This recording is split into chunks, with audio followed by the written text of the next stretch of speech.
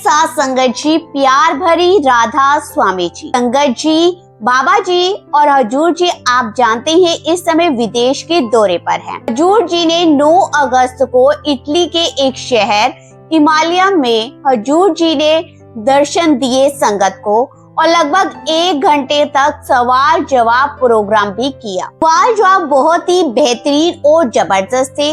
आइए अब हम एक एक करके सभी सवाल जवाब को आपकी ओर साझा करते हैं। एक बहन ने बाबा जी से कहा कि हजूर जी मैं रोम से आई हूँ, हमारे लिए इमलिया वाला सत्संग घर काफी ज्यादा दूर पड़ता है, वहाँ आने जाने में हमें बहुत ज्यादा परेशानी होती है। मेरी आपसे एक ही प्रार्थना है कि क्या आप रोम में भी कोई सत्संग घर बना सकते हैं ताकि यहाँ की संगत को इतनी दूर ना जाना पड़े। तो हजूर जी ने कहा, बेटा इस विषय में बोर्ड की मीटिंग में भी चर्चा हुई है और आज भी इस बारे में बातचीत हुई है। हम इस मामले पर विचार कर रहे हैं और जल्दी ही इसका कोई समाधान निकालने की पूरी कोशिश करेंगे। रोम में भी किसी न किसी रूप में सत्संग की अवस्था जरूर बनानी चाहिए, इसलिए आप इस बात की चिंता ना करें। फिर आगे इसी बहन ने हजूर जी से एक और सवाल किया, अगर आपकी इजाजत हो तो क्या मैं आपसे पूछ सकती हूँ? हजूर जी ने कहा, बिल्कुल पूछ सकती हो। इस पर बहन ने कहा कि हजूर जी मेरे मम्मी पापा का स्वभाव काफी ज्यादा गंभीर है, वे बहुत कम हंसते हैं, बहुत कम बोलते हैं और हमेशा शांत ही रहते हैं, लेकिन मेरा स्वभाव उनसे बिल्कुल ही उलट है। मुझे हंसना, खुश रहना और हंसी मजाक करना ज्यादा अच्छा लगता है। मैं हमेशा प्रसन्न रहने की कोशिश करती हूँ। क्या मेरा इस तरह से खुश मजाज रहना ठीक है? हजूर जी ने कहा, बेटा अगर आप खुश मजाज हो और ये तो बहुत ही ज्यादा अच्छी बात है, इंसान को हमेशा गंभीर रहने की जरूरत नहीं होती। अगर आपका स्वभाव खुश रहने वाला है तो इसे अच्छी बात समझना चाहिए, खासकर जब आप अपनी छोटी उम्र में, तो हर बात को लेकर इतना गंभीर होने या ज्यादा चिंता करने की आवश्यकता कभी नहीं होती। हजूर जी ने कहा कि सबसे जरूरी बात यह है कि घर का वातावरण अच्छा बना रहे, परिवार में सभी लोग एक दूसरे के साथ प्रेम और प्यार से रहें। अगर घर में आपसी प्यार है, आपसी स्नेह है और खुशी का माहौल है तो जीवन भी सहज और सुखद बना रहेगा।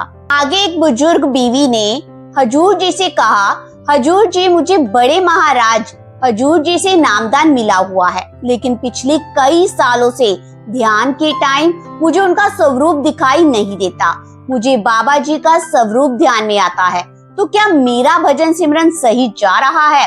तो हजूर जी ने बड़े ही मुस्कुराते हुए, बड़े ही प्यार के साथ समझाया, बहन जी हमें गिनती नहीं करनी है, ध्यान हमारे बस की बात नहीं है। जिस भी गुरु का स्वरूप ध्यान में आए हमें उसी पर ध्यान टिकाना है। आगे हजूर जी ने यह भी कहा कि जिस स्वरूप को हम बाहरी आंखों से देखते हैं उसी का प्रभाव हमारे मन पर पड़ जाता है और फिर वही स्वरूप ध्यान के टाइम हमारे सामने, हमारी आंखों में आता है। इससे हमें घबराने की कोई भी जरूरत नहीं है। फिर एक बहन ने कहा, हजूर जी मुझे भजन सिमरन करने में बहुत ज्यादा डर और घबराहट महसूस होती है। कुछ समय पहले मैंने यही बात कनाडा में वैंकूवर में भी बाबा जी से पूछी थी। मेरी अपने पति के साथ भी ज्यादा कभी नहीं बनती। उनका ज्यादातर ध्यान पालतू कुत्ते में रहता है। वे उसे बाहर घुमाने ले जाते हैं, उसके साथ समय बिताते हैं, लेकिन मेरे लिए उतना समय नहीं निकालते। इसी वजह से मुझे बहुत बुरा लगता है और हमारे बीच में अक्सर मनमुटाव ही रहता है। मैंने पहले भी बाबा जी से इस बारे में पूछा था और उन्होंने मुझे सलाह दी थी कि मैं अपने पति से हमेशा प्यार से बात करूं, उन्हें गले लगाऊं, उन्हें पूछूं कि आखिर उन्हें मुझसे परेशानी क्या है और वे मुझसे नाराज क्यों रहते हैं। हजूर जी मैं जानना चाहती हूँ कि मुझे अब क्या करना चाहिए। हजूर जी ने उस बहन को बड़े ही प्यार के साथ, बड़े ही सहज के साथ समझाया। जब बाबा जी ने आपको इतनी साफ सलाह दी है तो फिर आपको उसी बात पर ही भरोसा करके उसे अपने जीवन में अपनाना चाहिए। उन्होंने जो कहा है वह बिल्कुल सही कहा है। बहन ने कहा कि हजूर जी, मुझे लगता है कि शायद उनके जीवन में कोई दूसरी लड़की या हो सकता है कोई दूसरी महिला हो। इस पर हजूर जी ने उसे समझाते हुए कहा कि हो सकता है पिछले जन्म में आपने भी उन्हें इसी तरह नजरअंदाज किया हो। अब उसी कर्म का प्रभाव आपके सामने आ रहा है, यानी जिस व्यवहार का सामना आज आप कर रही हैं, संभव है कि उसका संबंध आपके पुराने कर्मों से हो। हजूर जी ने आगे बड़े ही प्यार के साथ कहा कि अब आपको अपने विवेक से तय करना है कि इस परिस्थिति में किस तरह व्यवहार करना है। मैंने आपको अपनी ओर से सलाह दे दी है, आगे क्या करना है ये निर्णय आपको स्वयं लेना होगा। फिर आगे एक भाई ने कहा, हजूर जी, मेरे मन में ये सवाल हमेशा रहता है कि अगर मैंने पिछले जन्म में कोई ऐसे कर्म किए हो जिनकी मुझे आज जानकारी नहीं है, तो क्या उनका प्रभाव भी मेरी वर्तमान जिंदगी पर पड़ सकता है? और एक बात और हजूर जी, आप मेरे सामने बैठे हुए हैं, लेकिन मेरी नजर इतनी कमजोर हो चुकी है कि मैं आपको ठीक से देख भी नहीं पा रहा। मेरी बस यही इच्छा है कि आपकी ऐसी कृपा हो जाए कि मैं आपको बाहर की आंखों से ना सही बल्कि अपने अंदर की आंखों से साफ साफ देख सकूं। मुझे इसके अलावा और कुछ भी नहीं चाहिए। हजूर जी, मैं आपको चाहता हूँ कि आप मुझ पर ऐसी दया करें कि मुझसे भजन सिमरन करवाते रहें और मेरी आध्यात्मिक कमाई आगे बढ़ती रहे। हजूर जी ने कहा, बेटा, भजन सिमरन आपको स्वयं करना होगा। मैं आपकी जगह बैठकर भजन सिमरन नहीं कर सकता। जैसे भूख आपको लगी है तो खाना भी आपको ही खाना पड़ेगा और भोजन से आपका पेट भी आपको ही भरना है। उसी तरह आत्मिक कमाई करने के लिए आपको ही प्रयास करना है। हजूर जी ने आगे समझाया कि केवल ये कहना पर्याप्त नहीं है कि मैं भजन सिमरन करने की कोशिश करूंगा। इसे अपनी जिंदगी का एक बहुत ही जरूरी हिस्सा बनाना होगा। अगर आपको इसकी आवश्यकता महसूस होती है तो फिर नियमित रूप से इसका अभ्यास करना चाहिए। उन्होंने साफ साफ कहा कि इसमें किसी दूसरे व्यक्ति की जगह कोई और मेहनत नहीं कर सकता। आपको स्वयं ही ये साधना करनी होगी और अपने स्तर पर पूरी लगन, पूरी ईमानदारी के साथ इसे निभाना होगा। फिर आगे एक बहन ने हजूर जी से सवाल किया, हजूर जी, मेरी बस एक ही विनती है आपके साथ कि मेरा हाथ कभी भी मत छोड़ना। मुझ पर ऐसी कृपा आप बनाए रखना कि मैं लगातार भजन सिमरन कर सकूं और मेरा ध्यान आध्यात्मिक मार्ग से कभी ना हटे। मुझे डर लगता है कि कहीं मैं कमजोर ना पड़ जाऊं। हजूर जी ने कहा, बेटा, अगर मालिक ने हमें नीचे की जूनियों से उठाकर मनुष्य जन्म तक पहुंचाया है तो क्या आपको लगता है कि वह अब हमारा साथ छोड़ देगा? उन्होंने समझाया कि मालिक ने कठिन से कठिन परिस्थितियों में भी हमारा हाथ नहीं छोड़ा। जब उसने इतनी लंबी यात्रा में हमारा साथ दिया तो अब हमें ये चिंता नहीं करनी चाहिए कि वह हमें अकेला छोड़ देगा। हजूर जी ने आगे बड़े ही प्यार के साथ समझाया कि मालिक की कृपा पर हमेशा भरोसा रखिए और अपनी तरफ से भजन सिमरन करने का अभ्यास करते रहिए। इंसान का काम अपने प्रयास को जारी रखना है और मालिक पर विश्वास बनाए रखना है। फिर एक भाई ने कहा, हजूर जी, मेरा कोई खास सवाल नहीं है। आपने मुझे जो जिंदगी दी है मैं उससे बहुत खुश हूँ। मुझे अपनी जिंदगी को लेकर किसी तरह की कोई शिकायत नहीं है। मेरी बस एक इच्छा है कि जब भी आप भगवाड़ा आए तो हमें अपने दर्शन जरूर दें। हजूर जी ने मुस्कुराते हुए कहा कि बेटा, मैं तो उस दिन भगवाड़ा होकर ही आया हूँ। इस पर उस युवक ने कहा कि हजूर जी, मेरी मम्मी ने कहा था कि आप एक बार भगवाड़ा आ चुके हैं, लेकिन जब दोबारा वहां आए तो दर्शन जरूर देना। उसकी ये बात सुनकर हजूर जी के साथ साथ पूरी संगत भी हंस लगी। फिर हजूर जी ने मजाक में कहा कि ठीक है, इस बार आने से पहले मैं आपको फोन जरूर कर दूंगा। ये बात सुनते ही पूरी की पूरी संगत बहुत जोर जोर से हंसने लगी। उस बाई की बात का भाव यही था कि उसे हजूर जी के दर्शन की इतनी ज्यादा खुशी है कि वे बार बार यही इच्छा व्यक्त करा था कि जब भी आप फगवाड़ा आने का अवसर मिले तो संगत को फिर से दर्शन का सौभाग्य मिले। आगे एक बहन ने हजूर जी से सवाल किया, मैंने जीवन में बहुत गलतियां की है हजूर जी, मैं आपसे माफी मांगना चाहती हूँ, क्या आप मुझे माफ कर देंगे? हजूर जी ने बड़े ही प्यार के साथ कहा, बहन जी अगर आपको लगता है या माफी मांग लेने से हमारे कर्मों का हिसाब निपट जाएगा तो यह हमारी सबसे बड़ी गलतफहमी है। गलती तो हर इंसान से होती है, लेकिन अगर हम गलती से सीखकर उस गलती को फिर से नहीं दोहराते तो मालिक माफ जरूर करेगा, और अगर बार बार गलती करेंगे तो फिर हिसाब भी हमें ही देना पड़ेगा। फिर आगे एक बहन ने कहा, हजूर जी मेरे मन में बस यही इच्छा है कि आप मुझ पर इतनी कृपा करें कि मुझसे भजन सिमरन खूब करवाएं। मैं चाहती हूँ कि मेरी आध्यात्मिक कमाई इतनी ज्यादा मजबूत हो जाए कि मुझे बार बार जन्म लेकर इस दुनिया में वापस ना आना पड़े। मेरी प्रार्थना है कि मुझे इस रास्ते पर चलने की आप शक्ति और लगन देते रहें। हजूर जी ने उस बहन को बड़े ही प्यार के साथ समझाया, इसमें मेरी तरफ से कुछ करने की बात नहीं है, आपको स्वयं मेहनत करनी है। अगर आप डेली भजन सिमरन करेंगी, अपनी तरफ से पूरी लगन पूरी ईमानदारी लगाएंगी और लगातार अभ्यास करती रहेंगी, तभी आपकी आध्यात्मिक यात्रा आगे बढ़ेगी। उन्होंने आगे समझाया कि केवल इच्छा करने से मंजिल हासिल नहीं होती।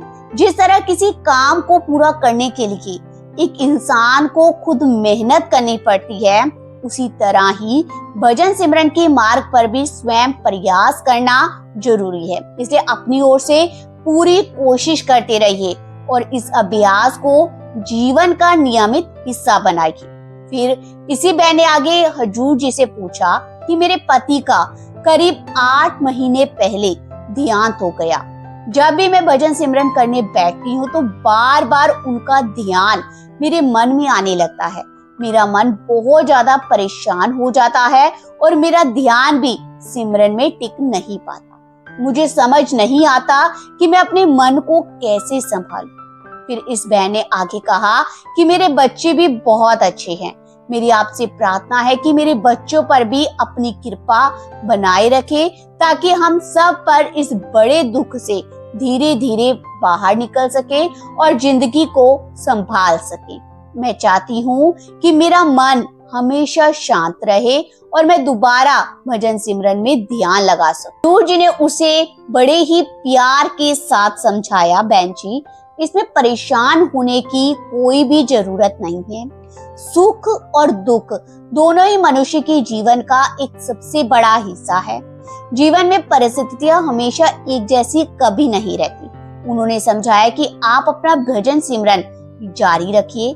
जैसे जैसे इंसान परमात्मा का नाम याद करता है और अपनी साधना में समय लगाता है, वैसे वैसे उसके अंदर भी दुखों को सहने की शक्ति बढ़ जाती है।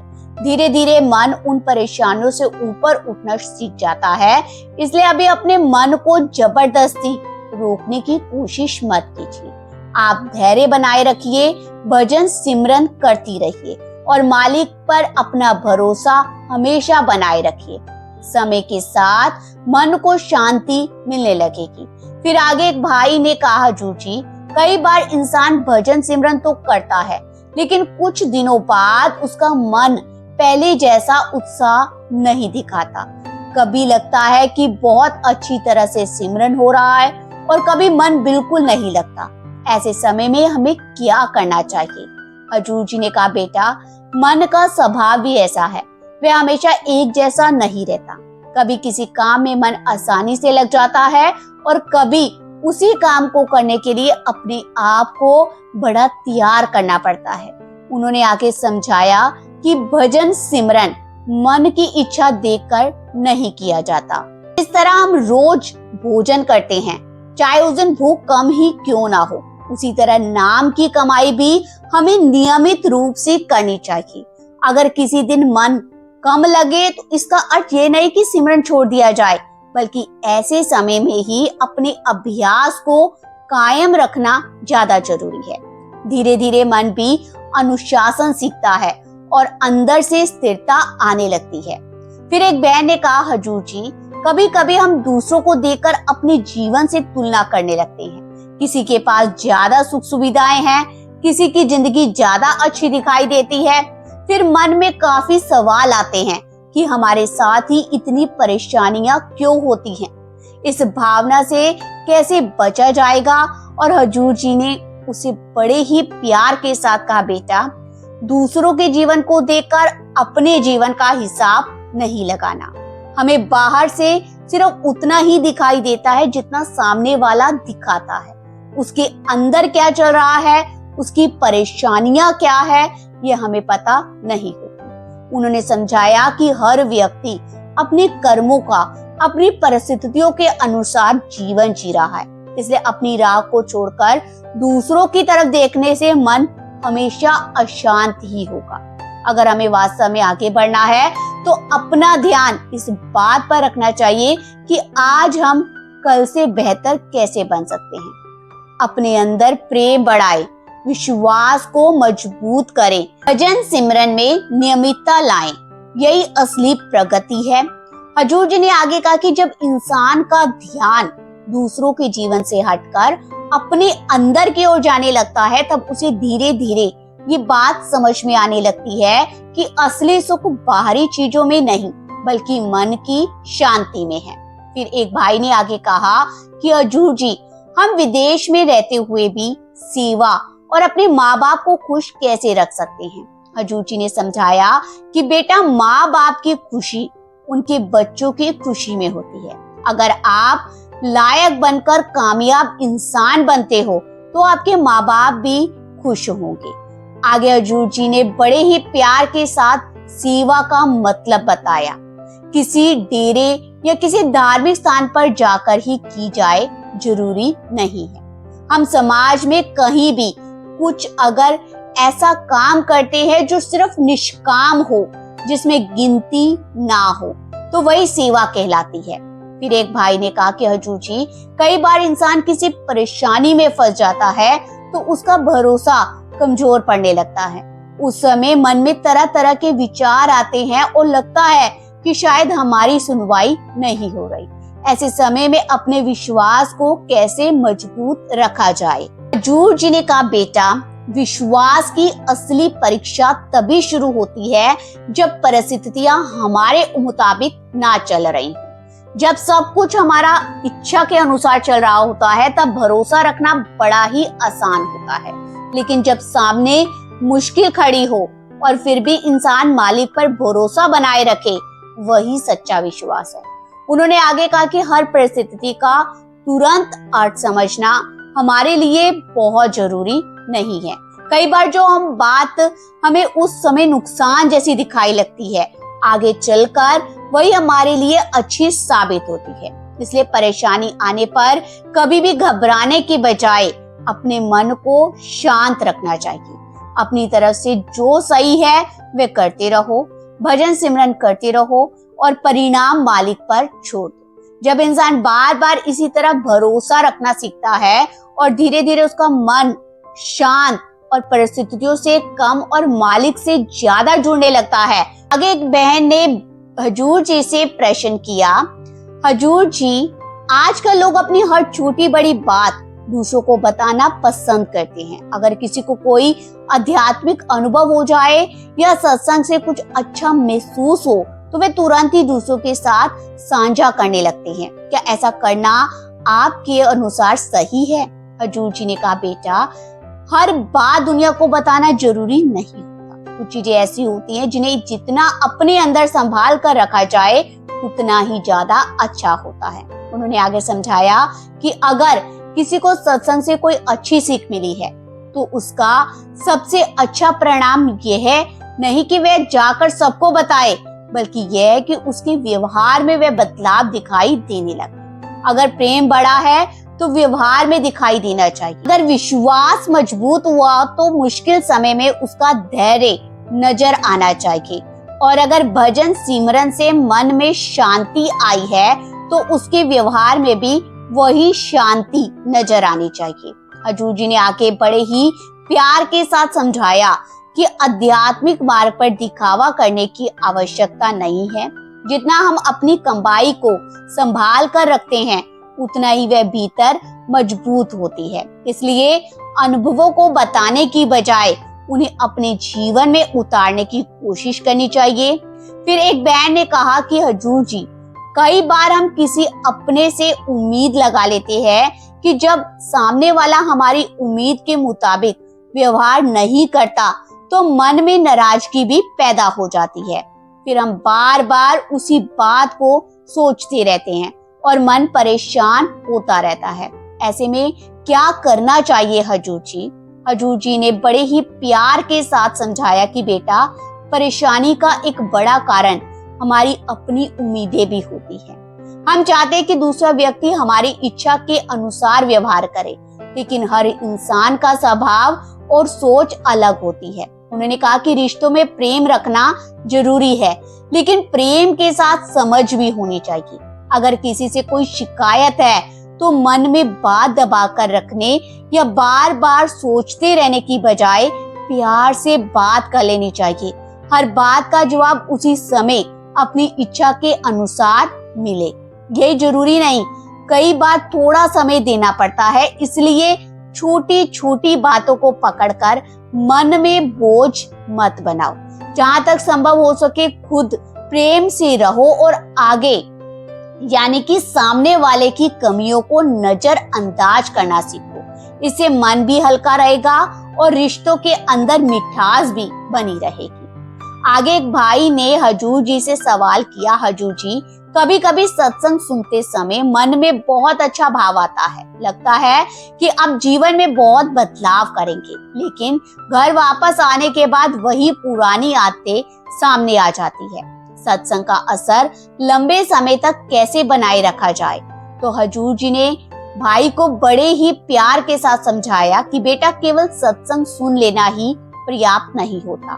जो बात अच्छी लगे उसे अपने व्यवहार में लाना ज्यादा जरूरी है। उन्होंने कहा कि जैसे कोई व्यक्ति डॉक्टर के पास जाकर सलाह लेता है लेकिन दवाई नियमित ना खाए तो केवल सलाह सुनने से बीमारी ठीक तो नहीं होगी। उसी तरह सत्संग से मिली सीख पर अमल भी करना पड़ता है। अगर सत्संग में ये समझ आया कि गुस्सा कम करना है तो अगली बार गुस्सा आने पर खुद को रोकने की पूरी कोशिश करनी होगी।